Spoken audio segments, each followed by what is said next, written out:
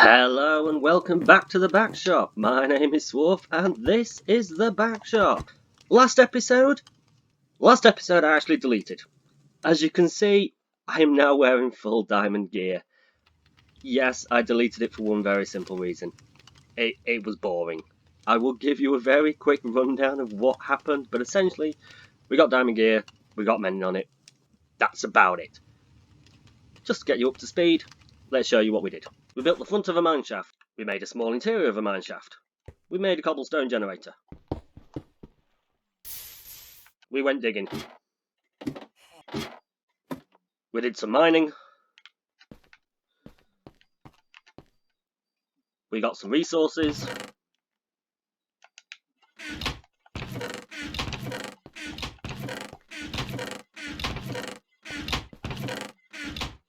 We killed some slimes.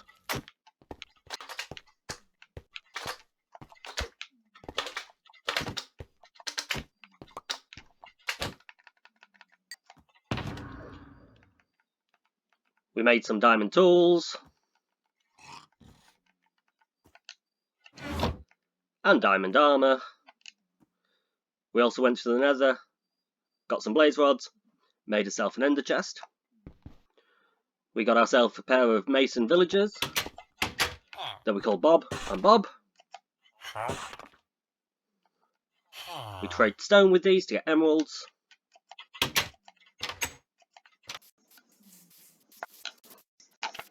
We came over to this village.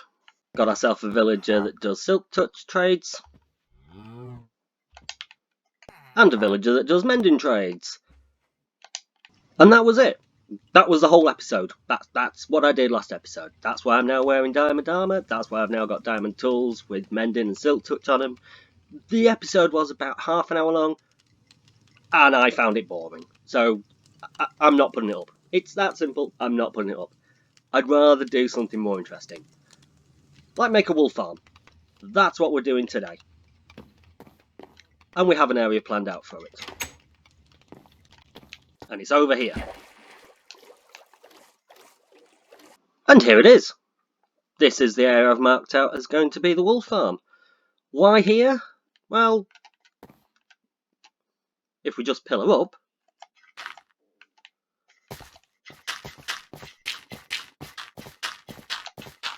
so as you can see now we've pillared up.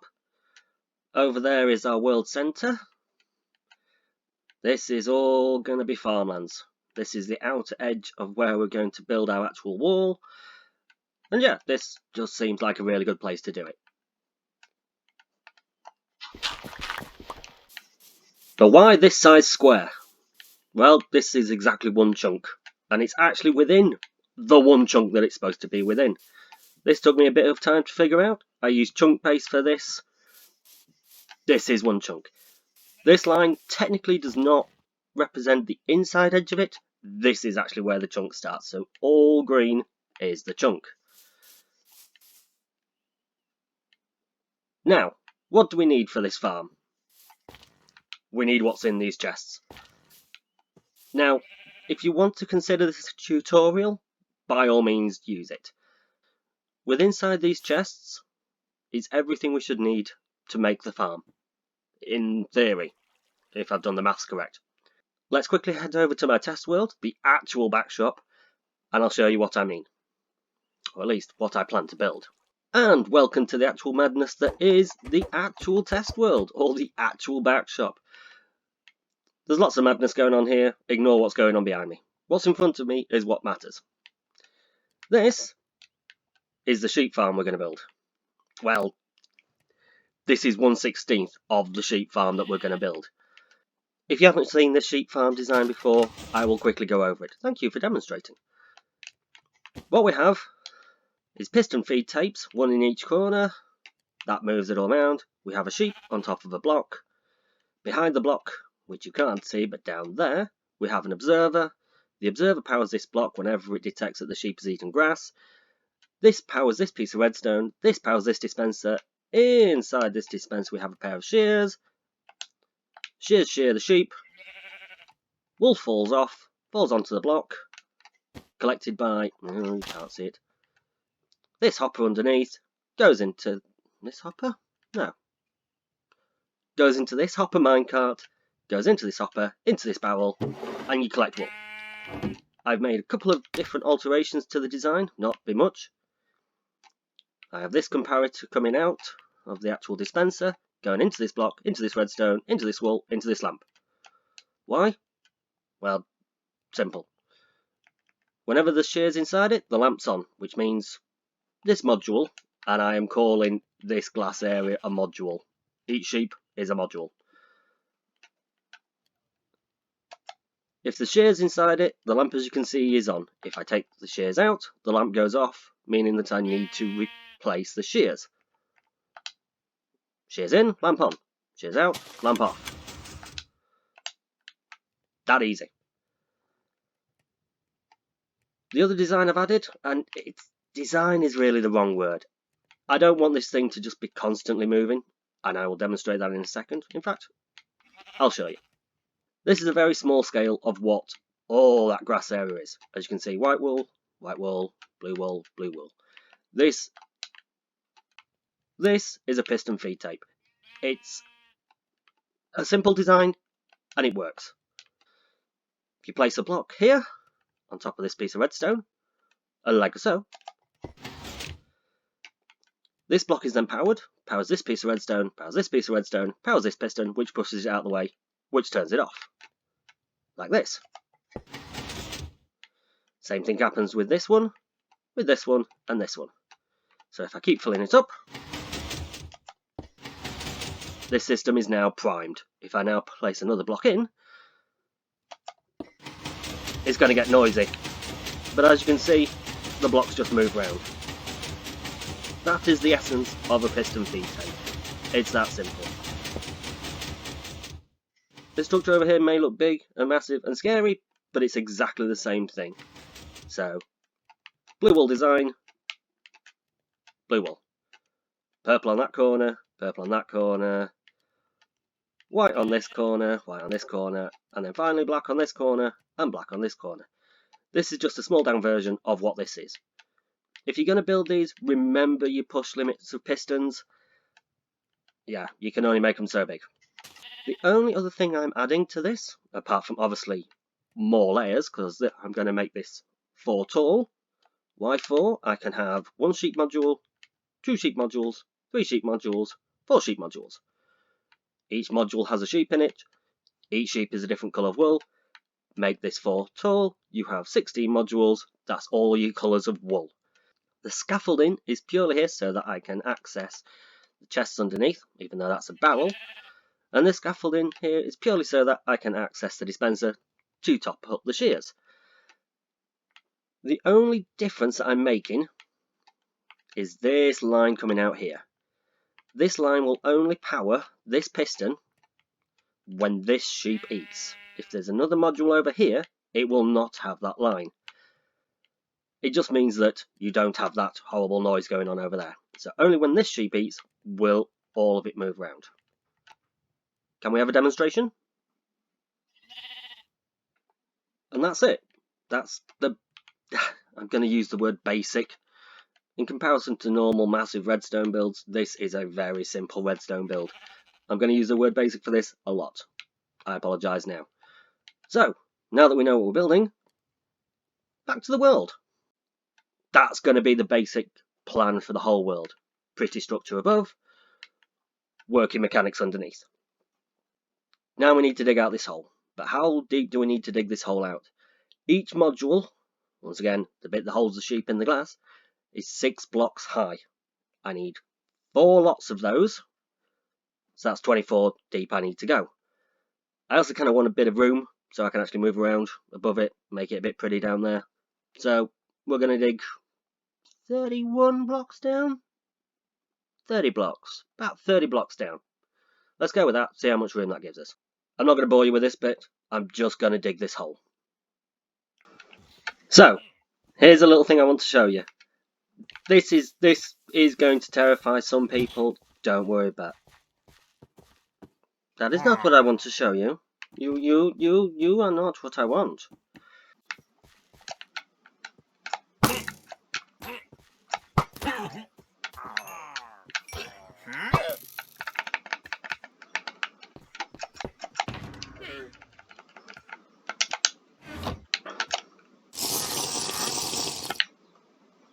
So, for those of you that are wondering how I'm going to dig out this massive hole efficiently, first of all, build up a 2-high wall. That means, technically, only spiders can fall in, or pigs can spawn on top. Number 2, dig straight down to the level that you want to dig to. Dig it 2 wide as well. This is 3, but you'll get the point. When you get down to the bottom,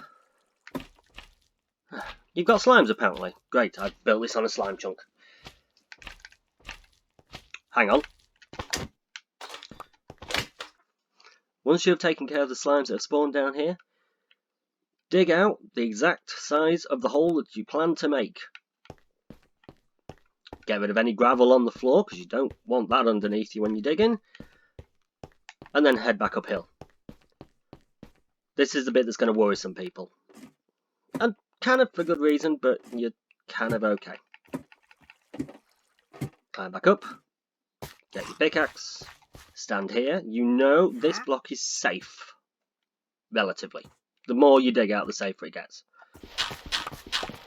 And yes, dig straight down. No thinking required. Just set it going. Dusted. It's the fastest way I've found to actually dig out big holes like this. You'll then fall down, back to the bottom, back up to the top. And repeat. And that, in case you're wondering, is about 3 hours work. Yes, I put an iron golem at the bottom to deal with the slimes because I was getting very bored of them. Right. Let's make this hole pretty. I'm going to cap the sides off with stone brick. Let's finally get some half slabs on the floor to stop them spawning, hopefully. Okay, so we've started putting in the first layer, one of 4, of the first lot of sheep collectors. Sheep collectors? Wool collectors. Once again, already shown you the design. This is just the start of it, as you know. Made a slight modification to the design. I've added these so that should any slime spawn down here, they shouldn't be able to push the hopper minecarts off. I could be proved very wrong about this, but we'll have to see.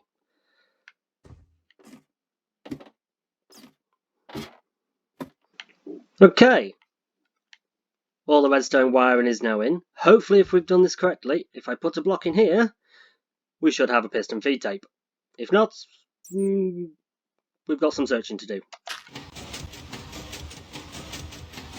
And we have a feed tape. Fantastic. Right, let's build the sheep modules.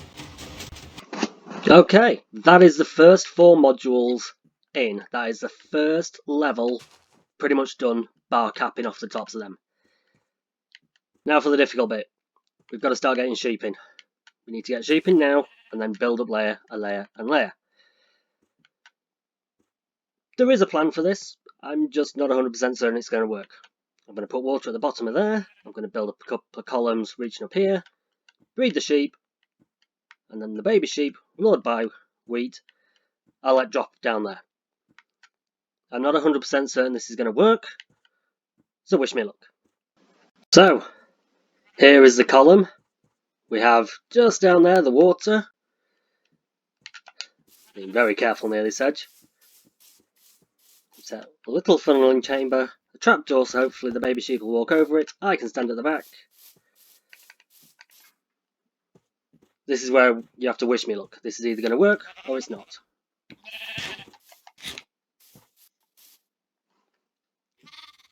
I might be about to drop a sheep to its doom.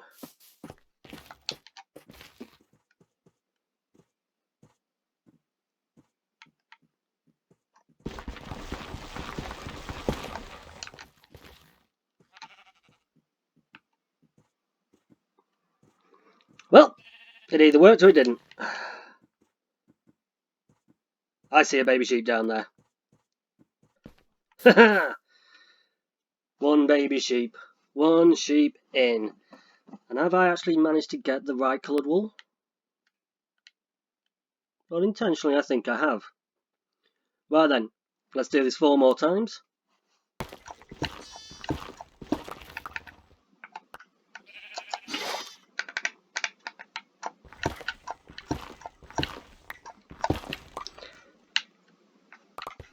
And that's the last sheep in place. Well, for this module anyway. Let's name tag them. Do we dye them first? Dye them, name tag them.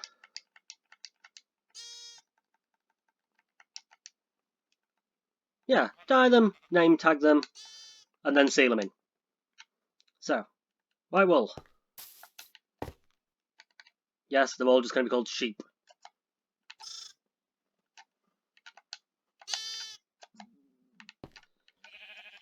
Can you not name tag a baby sheep?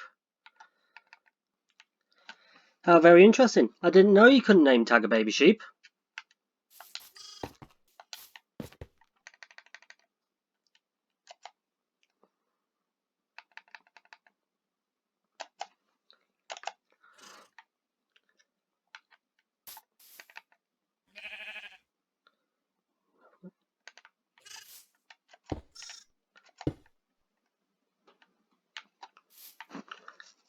We now need to wait for the other sheep to grow up.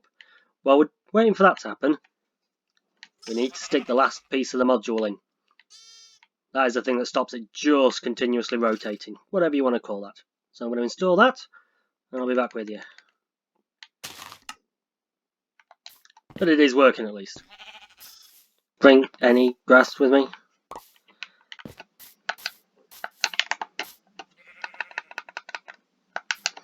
And finally, that's the last sheep in and done. Right then.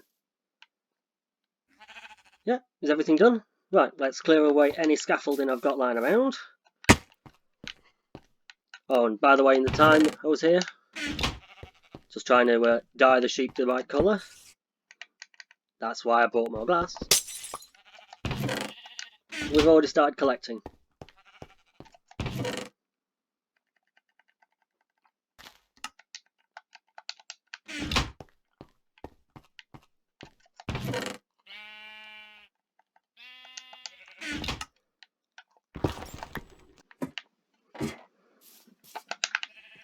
So there you go. That is the first layer of the sheep farm done. We just need to do that 3 more times and we'll have it finished. And because it's now getting late in the day, I think we'll leave the episode here. This has taken about 4 hours to get to this point. So, I'm now going to spend the rest of the week completing the sheep farm and I'll show you the finished product. If you like this video, you know what to do. Bike, grommet, scuba dive. And thank you for watching. Have a good day.